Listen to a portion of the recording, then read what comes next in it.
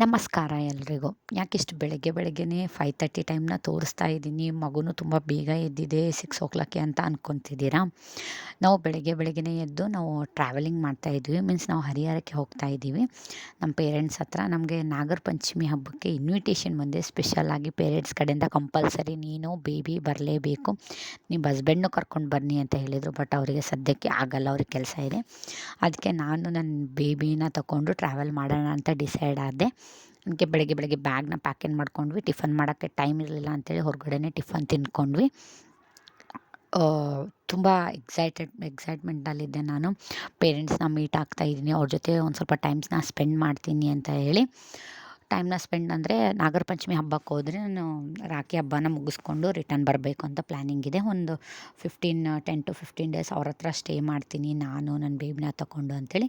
ನಾನು by ಟ್ರೈನ್ನ travel ಮಾಡ್ತಾಯಿದ್ದೀನಿ. ಬೆಂಗಳೂರಿಂದ ಹರಿಹರಕ್ಕೆ ಹೋಗೋಕ್ಕೆ ಟ್ರೈನ್ ಮಾತ್ರ ತುಂಬ ಚೆನ್ನಾಗಿರುತ್ತೆ. ಯಾಕಂದರೆ ಬೇಬಿ ಜೊತೆ ನೀವು ಟ್ರೈನಲ್ಲಾದರೆ ಅಡ್ಡಾಡ್ಬೋದು, ಅವನ್ನ ತಗೊಂಡು ಒಂದು ಸ್ವಲ್ಪ ಆ ಕಡೆ ಈ ಕಡೆ ಹೋಗ್ಬೋದು ಅಂಥೇಳಿ ಸ್ಪೇಷಿಯಸ್ ಆಗಿರುತ್ತೆ. ಬಸ್ಸಲ್ಲಂದರೆ ಅವನ್ನ ಒಂದೇ ಪ್ಲೇಸಲ್ಲಿ ಬೇಬಿನ ತೊಗೊಂಡು ಕೂತ್ಕೋಬೇಕಂದ್ರೆ ತುಂಬ ಪ್ರಾಬ್ಲಮ್ ಆಗುತ್ತೆ. ಅಲೋನಾಗಿ ಟ್ರಾವೆಲ್ ಮಾಡೋಕ್ಕೆ ಟ್ರೈ ಮಾಡಿ. ಯಾಕಂದರೆ ತುಂಬ ಒಳ್ಳೆ ಎಕ್ಸ್ಪೀರಿಯೆನ್ಸ್ ಇರುತ್ತೆ. ಹೊಸವ್ರ ಜೊತೆನ ನೀವು ಬೆರಿತೀರ. ಮತ್ತು ನಿಮ್ಮ ಸೆಲ್ಫ್ನ ನಿಮ್ಮ ಬೇಬಿನ ಹೆಂಗೆ ಹ್ಯಾಂಡಲ್ ಮಾಡಬೇಕು ಅನ್ನೋದನ್ನ ಕಲಿತೀರ. ಈ ಎಕ್ಸ್ಪೀರಿಯೆನ್ಸಲ್ಲಿ ನಾನು ಕಲಿತಿದ್ದು ಅದೇ. ಬೇರೆಯವ್ರ ಜೊತೆ ನಾನು ಅಷ್ಟು ಮಾತಾಡ್ತಿರಲಿಲ್ಲ ಸ್ಟಾರ್ಟಿಂಗಲ್ಲಿ. ಬಟ್ ಇವಾಗ ನಾನು ಎಲ್ಲರ ಜೊತೆನ ಮಾತಾಡ್ತೀನಿ. ಯಾಕಂದರೆ ನನ್ನ ಬೇಬಿ ಹಾಯ್ ಹೇಳ್ತಾನೆ, ಅವ್ರ ಜೊತೆ ಮಾತಾಡ್ತಾನೆ, ಹೊಂದ್ಕೊತಾನೆ ಅಂಥೇಳಿ ನಾನು ಅದನ್ನ ಟ್ರೈ ಮಾಡ್ತಾಯಿದ್ದೀನಿ. ಸ್ವಲ್ಪ ಹೊರಗಡೆ ಹೋಗೋದು, ಒಬ್ಬಳೇ ಅಡ್ಡಾಡೋದು, ಅವನ ಬೇಬಿನ ತಗೊಂಡೋಗಿ. ಯಾಕಂದರೆ ಎಲ್ಲ ಟೈಮಲ್ಲಿ ನಿಮ್ಮ ಹಸ್ಬೆಂಡ್ಗೂ ಎಲ್ಲ ಕೆಲಸನ ಬಿಟ್ಟು ನಿಮ್ಮ ಜೊತೆ ಬರೋಕ್ಕಂತೂ ಆಗಲ್ಲ ಅಲ್ವಾ. ಒಂದು ಹ್ಯಾಪಿ ಮೂಮೆಂಟ್ ಅಂದರೆ ಪಪ್ಪ ಮಮ್ಮಿ ಇಬ್ಬರೂ ಬಂದಿದ್ದರು ನನಗೆ ರೈಲ್ವೆ ಸ್ಟೇಷನ್ಗೆ ಕರೆಯೋಕ್ಕೆ. ತುಂಬ ಖುಷಿ ಆಯಿತು. ತುಂಬ ಚೆನ್ನಾಗಿ ಎಕ್ಸ್ಪೀರಿಯೆನ್ಸ್ ಮಾತ್ರ. ಅಲ್ಲಿಂದ ಮನೆಗೆ ಬಂದು ಮತ್ತು ನನಗಷ್ಟು ಖುಷಿಯಾಗಿದ್ದಕ್ಕೆ ನಮ್ಮ ಪಪ್ಪಾಗೆ ನನ್ನ ಕೈಯಾರಿಂದನೇ ಟೀ ಮಾಡಿಕೊಟ್ಟೆ. ನಮ್ಮ ಪಪ್ಪಾಗೆ ತುಂಬ ಇಷ್ಟ ನನ್ನ ಕೈಯಿಂದ ಟೀ ಅಂದರೆ. ಅದಕ್ಕೆ ಅವ್ನಿಗೆ ಫಸ್ಟು ಬಂದು ಟೀ ಮಾಡಿಕೊಟ್ಟೆ. ಅದಾದಮೇಲೆ ಅವರು ತುಂಬ ಟೈಮ್ನ ಸ್ಪೆಂಡ್ ಮಾಡಿದರು. ಅವರೆಲ್ಲ ಬೇಬಿ ಜೊತೆ ಚೆನ್ನಾಗಿ ಮೊಮ್ಮಗ ಬಂದಿದ್ದಾನೆ ಅಂತ ಫುಲ್ ಹ್ಯಾಪಿಯಾಗಿದ್ದರು.